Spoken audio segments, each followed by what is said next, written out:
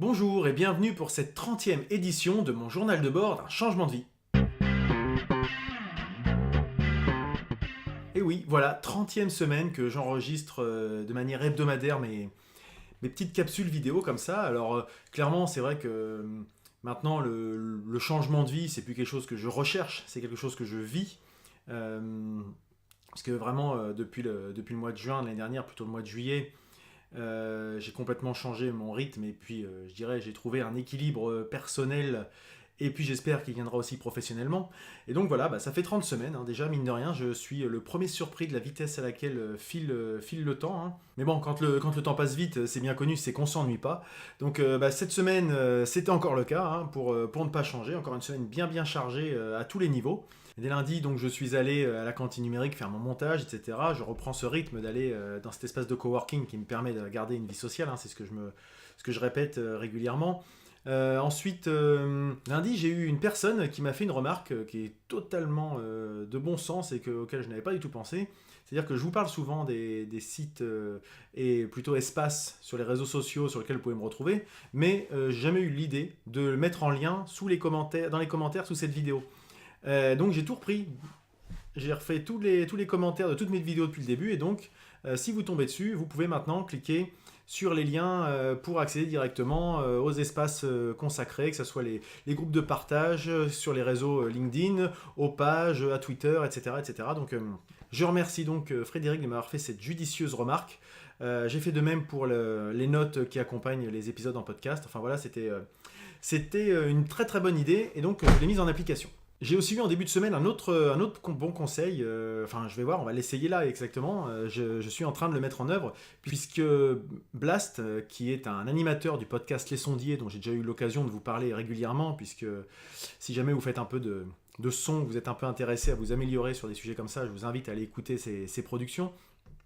M'a m'a gentiment répondu par rapport à la remarque que j'avais faite, je sais plus si c'était l'épisode précédent, enfin je sais plus lequel, où il disait que j'avais un problème de son droite-gauche.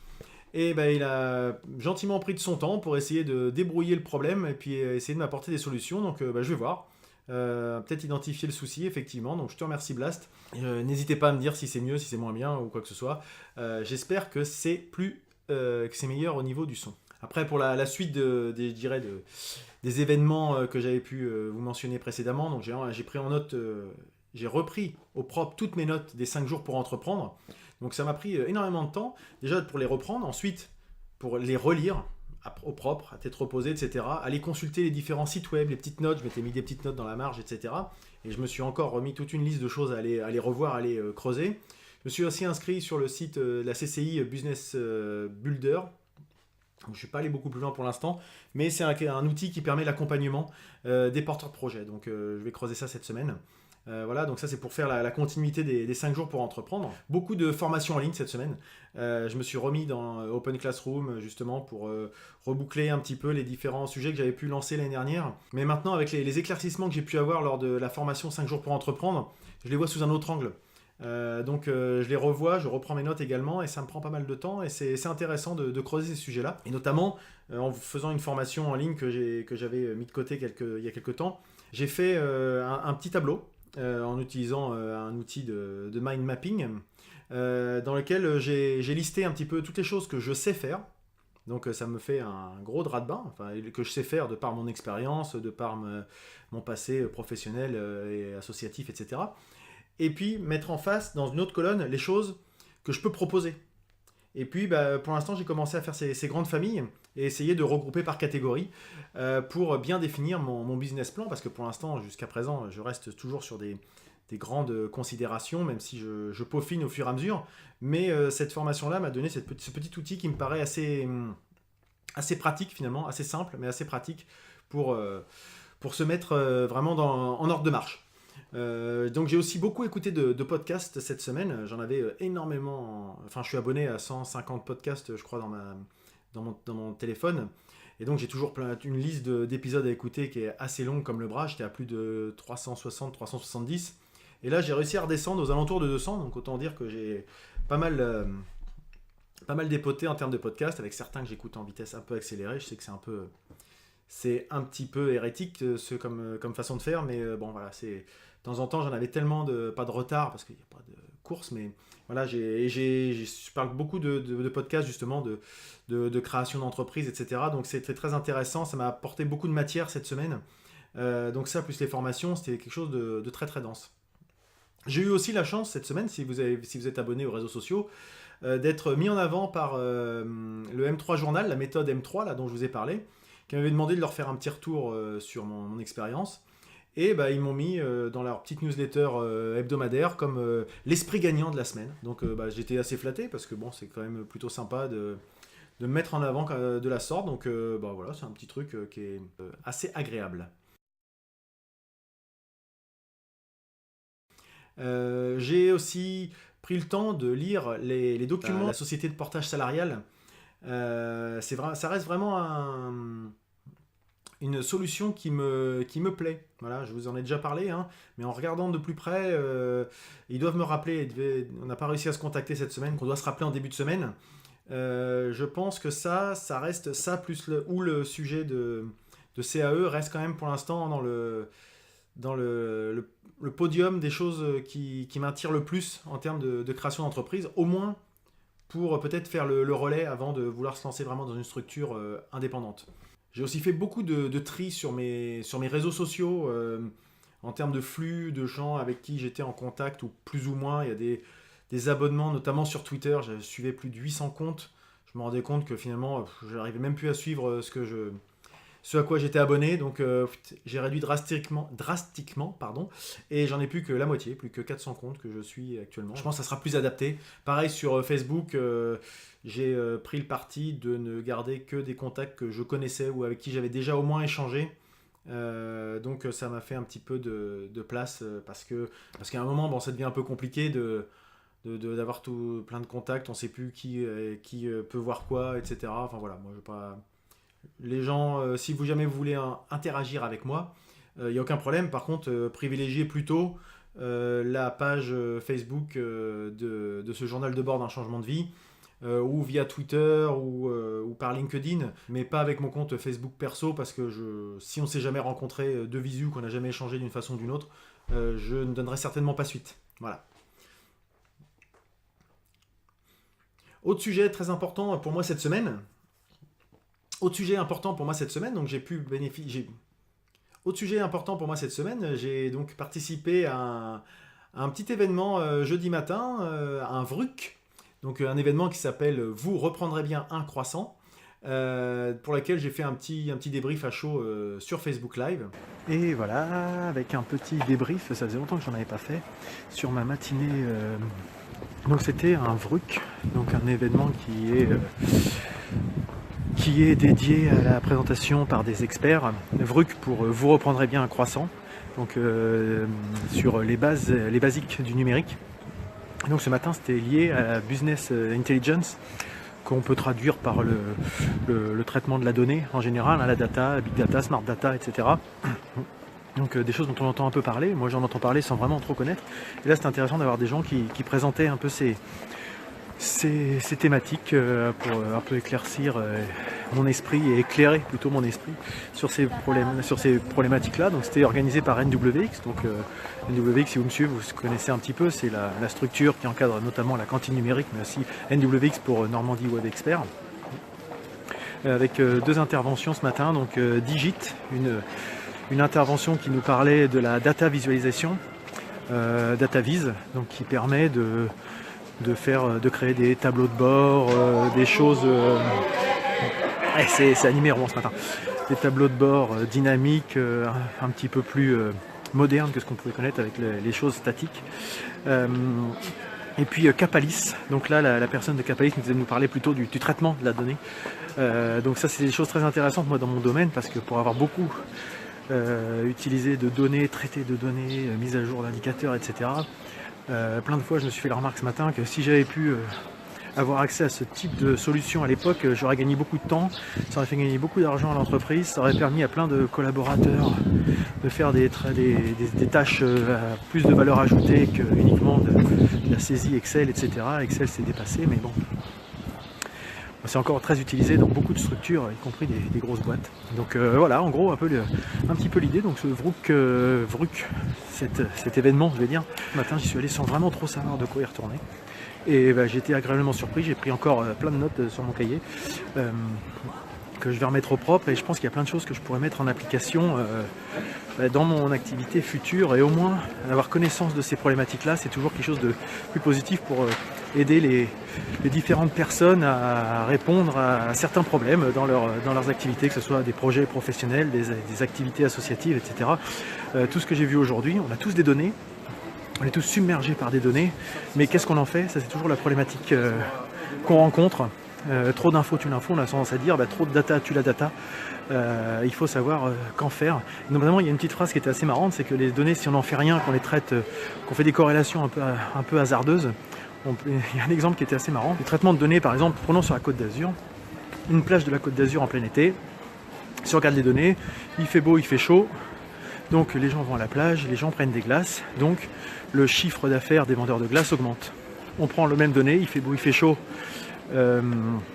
donc les gens vont à la plage, donc vont plus se baigner, donc les sauveteurs secouristes sont plus confrontés à des cas de noyade. Et bien si on met ces deux infos-là en les corrélant directement sans prendre un peu de recul sur les infos, on se dit sur la Côte d'Azur, plus on vend de glace, plus il y a de noyade. Voilà, c'est un petit peu la démonstration par l'absurde, mais quand même assez évocatrice et assez belle illustration de si on met pas d'intelligence dans les choses, elle peut dire tout et son contraire. Voilà.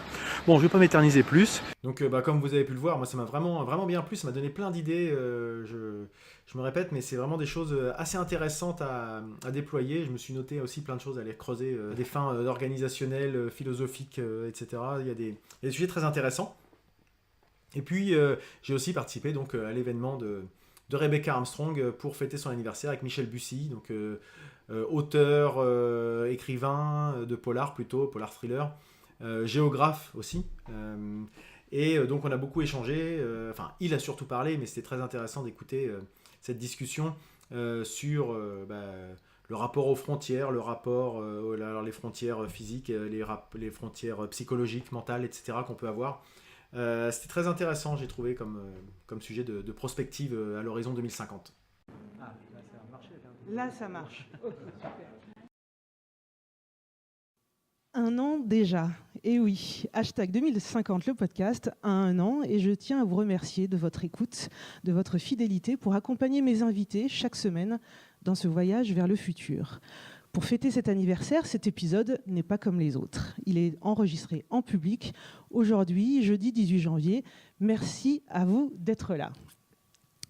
Merci aussi à Michel Bussy, mon invité, d'avoir accepté de participer dans ce format particulier. Voilà un petit peu en gros les gros sujets. Alors j'ai aussi partagé un article sur le groupe de Facebook qui concernait l'inégalité dans notre société entre la paternité et la maternité à travers un témoignage que j'ai entendu dans un podcast, encore une fois, d'Arte Radio, et qui a fait assez écho dans mon esprit parce que en même temps, cette semaine, j'ai regardé les stats un peu des gens qui suivaient le journal de bord sur Facebook, et 80% des gens qui me suivent sont des femmes.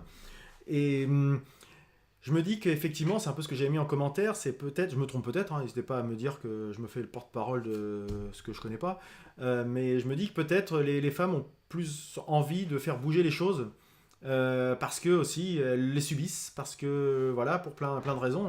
À juste titre, il y a des choses qui ont besoin d'être un peu remuées, et peut-être que quand ils ont vu passer journal de bord d'un changement de vie, ça a fait écho. Je suis assez surpris de cette entre guillemets ce déséquilibre 80-20 entre les hommes et les femmes qui suivent ce journal de bord. Alors peut-être aussi que les hommes sont moins enclins à vouloir changer parce que, je sais pas, par fierté, ils veulent pas. Enfin, je sais même pas comment dire en fait. J'ai pas vraiment d'explication, je suis pas sociologue, donc je vais pas non plus. Mais ça m'a interpellé ce chiffre-là. Donc n'hésitez pas à me dire si c'est un pur hasard finalement, ou s'il y a peut-être une explication rationnelle, s'il y a des gens sociologues dans les gens qui me suivent, n'hésitez pas à me le dire. Et puis pour revenir à des sujets que je maîtrise un peu plus, on va dire plutôt, hier soir, dans le cadre de nos loisirs, on a fait un petit atelier donc, avec mon épouse, un atelier de BD, destiné à un public plutôt adulte, qui était animé par par un auteur de BD, dessinateur, qui nous expliquait un petit peu son travail, donc du synopsis jusqu'au résultat final. Donc c'est assez intéressant de voir un petit peu le découpage, et puis ça explique bien que derrière il y a un vrai travail. Enfin, je vous avais déjà parlé de ça avec l'illustrateur Jean-Marie Minguez. Et puis nous, après, il nous avait donné un thème. Donc hier, c'était la nuit de la lecture un peu partout en France. Donc le thème, c'était le jour et la nuit. Et donc on avait un petit strip à faire. Donc un strip, c'est une BD en 4 cases. Donc on devait commencer par caractériser nos personnages. Donc leur faire un faciès, enfin, les personnaliser un petit peu, de face, de profil, etc.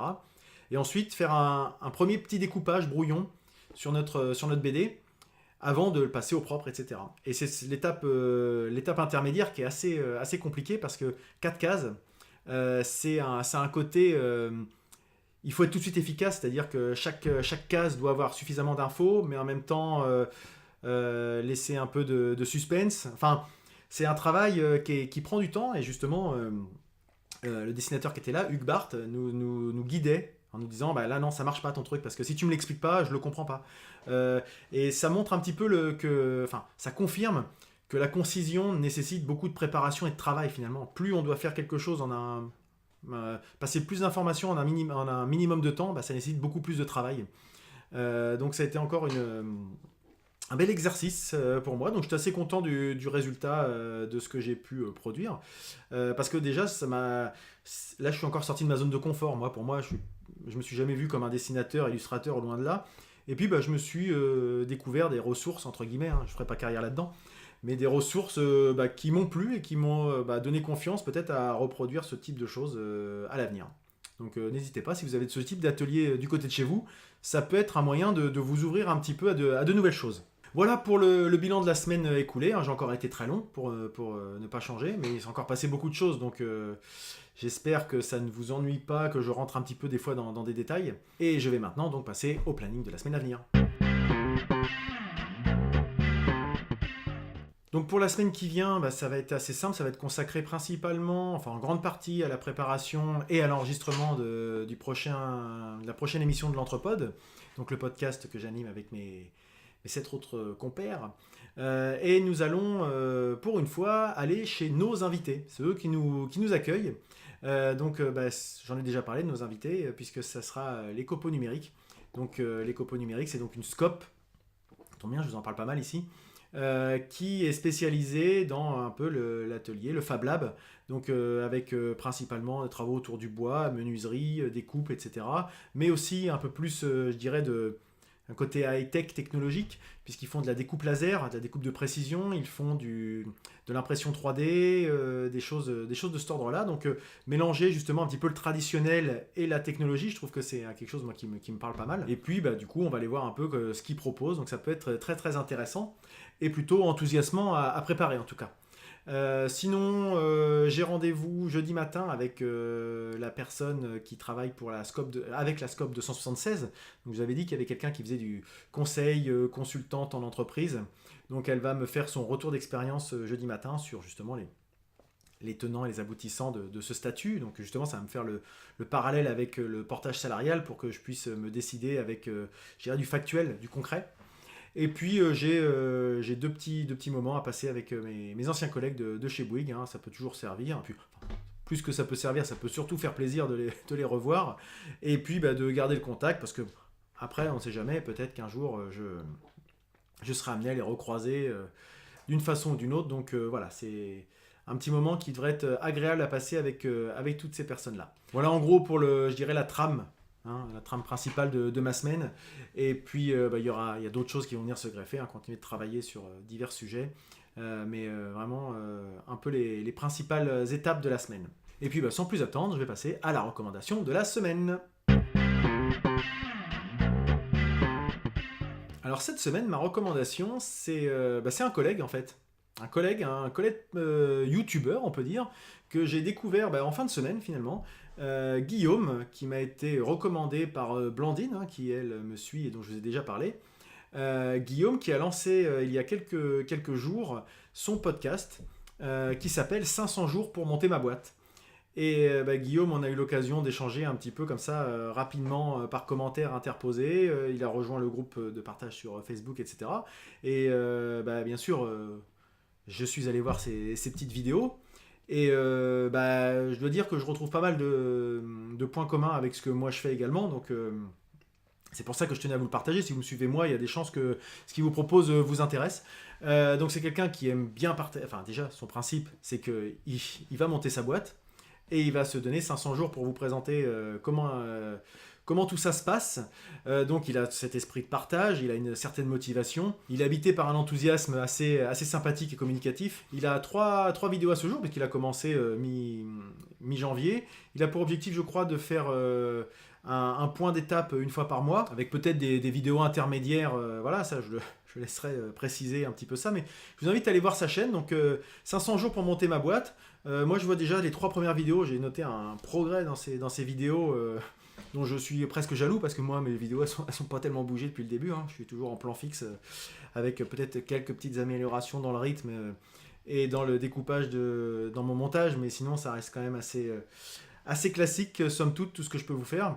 Mais ce que j'aime bien en fait, voilà, c'est que ce que je retrouve dans ces vidéos et ce que j'essaie moi aussi de partager, c'est sa sincérité, c'est son projet, c'est la volonté d'avoir un petit peu de recul aussi. Il se prend pas au sérieux parce qu'à la fin il fait un petit bêtisier, des petites choses qu'il a raté dans son enregistrement. Voilà. Je vous ai dit, j'ai écouté pas mal de podcasts, il y en a que je vous ai recommandé, d'autres que je vous recommanderais peut-être pas, même si moi j'y trouve quelque chose, parce que de temps en temps il y a un petit peu trop le côté des fois gourou, donneur de leçons, se poser en tant qu'expert je sais tout, etc., qui des fois qui peut nuire aux propos. Et là, je trouve que ce que j'aime bien dans ce projet-là, les 500 jours pour monter ma boîte, c'est que il y a une transparence, une sincérité, un enthousiasme, et pas une volonté où on a l'impression que derrière, il est là pour nous vendre quelque chose, quoi. Enfin, voilà. Je pense qu'on partage pas mal de choses dans ce projet. Et donc, je pense que si vous aimez ce que je fais, vous pouvez aller jeter un petit coup d'œil, et puis vous ne serez certainement pas dépaysé. Voilà un peu pour ma recommandation de la semaine. Je vais prendre une petite idée que m'a donné Guillaume, justement. Je pense que je vous rappelle jamais que vous pouvez vous abonner tout bêtement. Vous tombez peut-être sur cette vidéo un peu au hasard. N'hésitez pas à vous abonner pour avoir des rappels, pour ne manquer aucune édition. N'hésitez pas aussi à commenter en dessous, il n'y a aucun problème. Au contraire même, hein, c'est aussi un moyen d'échanger sans filtre en direct. Voilà pour cette semaine. Et comme d'habitude, je vous engage à rester curieux, tester, essayer, expérimenter. Parfois, il y aura peut-être des échecs en chemin, mais en tout cas, croyez en vous. À la semaine prochaine!